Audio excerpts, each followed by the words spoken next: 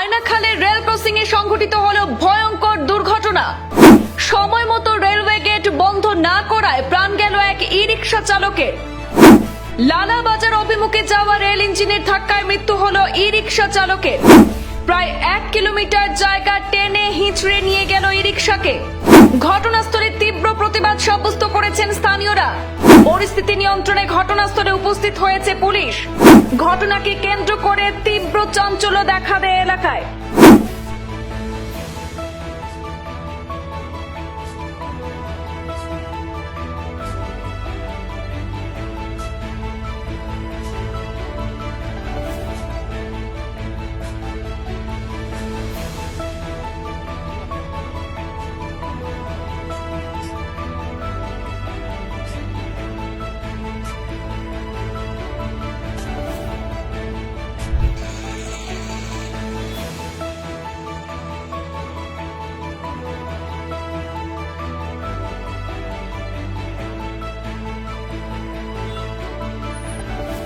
এই মুহূর্তের একটি বিগ ব্রেকিং জানাচ্ছি দর্শকদেরকে। হাইলাকান্দি থেকে এই মুহূর্তের একটি চাঞ্চল্যকর খবর।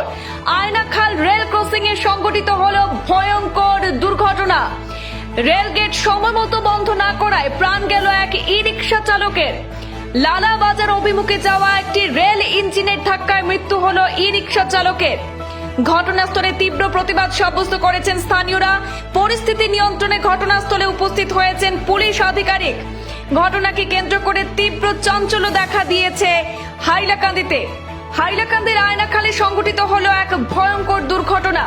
আয়নাখালের রেল ক্রসিং এ সংঘটিত হয় এই অঘটন। লালাবাজার অভিমুখে যাওয়া রেল ইঞ্জিন ধাক্কা মারে এক ই রিক্সা চালককে।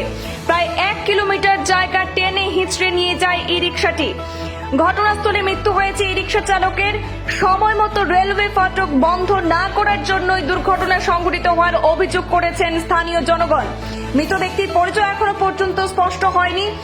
রেল ক্রসিং এর দায়িত্বপ্রাপ্ত কর্মীর চূড়ান্ত উদাসীনতায় ঝরে গেল এক তরতাজা প্রাণ। দুর্ঘটনাটি সংঘটিত হওয়ার পর উত্তেজনা দেখা দেয় স্থানীয়দের মধ্যে। রেল বিভাগের বিরুদ্ধে চূড়ান্ত উদাসীনতার অভিযোগ তুলেছেন স্থানীয়রা। পরিস্থিতি নিয়ন্ত্রণে বিশাল বাহিনী ঘটনাস্থলে উপস্থিত হন। ঘটনাস্থলে উপস্থিত হয়েছেন হাইলাকান্দির অতিরিক্ত পুলিশ সুপার এবং লালা থানার ওসি। এক উত্তপ্তকর পরিস্থিতির সৃষ্টি হয়েছে এই দুর্ঘটনার পর। পরিস্থিতি নিয়ন্ত্রণে ঘটনাস্থলে তড়িঘড়ি উপস্থিত হয়েছেন বিশাল পুলিশ বাহিনী নিয়ে হাইলাকান্দির লালা থানার ওসি এবং অতিরিক্ত পুলিশ সুপার। রেলে একটা টুকটুক দিয়ে মারিয়া মানুষের কোনো হাত পাও নাই কাটি গেছে। অ্যাক্সিডেন্টটা হয়েছে ও কারণে রেল গেটটা পড়ছে না, ট্রেন আইছে তার কারণে অ্যাক্সিডেন্ট হবে। রেল গেট লাগানো হয়েছে না, কারণ তারা দুইজন মানুষ আসলো। লোকাল যে দেখে যারা তারা বলছে তারা ড্রিঙ্ক করিয়া আছে, নেশা করিয়া গেটম্যান গুলা। তারা স্টাফ দুইজন আসলো, একজন বাগিয়ে গেছে অ্যাক্সিডেন্টের লগে, আর একজন আসলো পরে পুলিশে তারা জড়িয়ে নিছে। তার মুখও দুর্গন্ধ হওয়া গেছে যে ড্রিঙ্ক করিয়া আছে।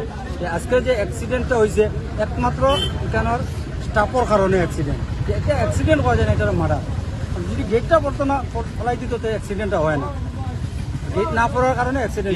মানুষ যেজন মারা গেছে, মানুষ যেটা মারা গেছে এটা তো ভাই এখন আমরা দেখতে চিনতেও পারছি না, মানুষটা চিনাও যান না। আর পরিচিত কেউ এখনো আইছে না, পরিচিত কেউ আইছে না। টুকটুকি ড্রাইভার না প্যাসেঞ্জার পাওয়া যায় না। রেলের আগে খালি টুকটুকি একটা দেখা গেছে, প্যাসেঞ্জার না ড্রাইভার এটা তো কিছু করা যান না। নিচে ড্রাইভার হইব, কারণ আর তো মানুষ নাই, কারণ হেও আর টুকটুকিও হেও নিচেও ড্রাইভার হইব। ট্রেনের ইঞ্জিনটা কোন দিক থেকে আইছে?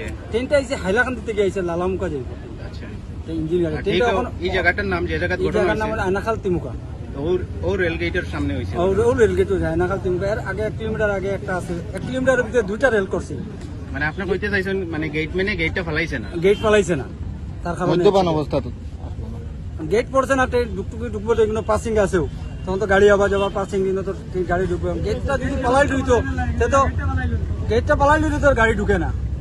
তখন তো আমি আর জানতো না, কেউ তো জানেন না আমি ট্রেনার। আমরা সেন্ট্রাল সরকারের কাছে অনুরোধ যে এগুলা যে মনে করে চাপ হয়েছে তার উপযুক্ত শাস্তি লাগে না, তার দ্বিতীয় তার উপযুক্ত শাস্তি লাগে। এরপরে এই যে মানুষটা মারা গেছে তার পরিবারের সেন্ট্রাল সরকার থেকে কোনো সাহায্য করতে লাগে।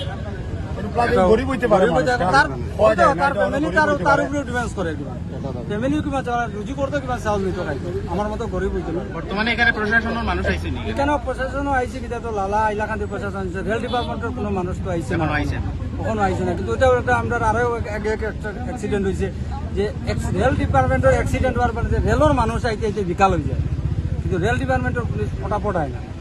এই দরপুর কত কিলোমিটার? 30 কিলোমিটার দূরে। 30 কিলোমিটার থেকে আইতে কত সময় লাগে? আরপিএফ ক্যাম্প ওখানে আছে, কোয়ার্টার আছে, এখান থেকে আইতে হাইয়েস্ট 2 ঘন্টা।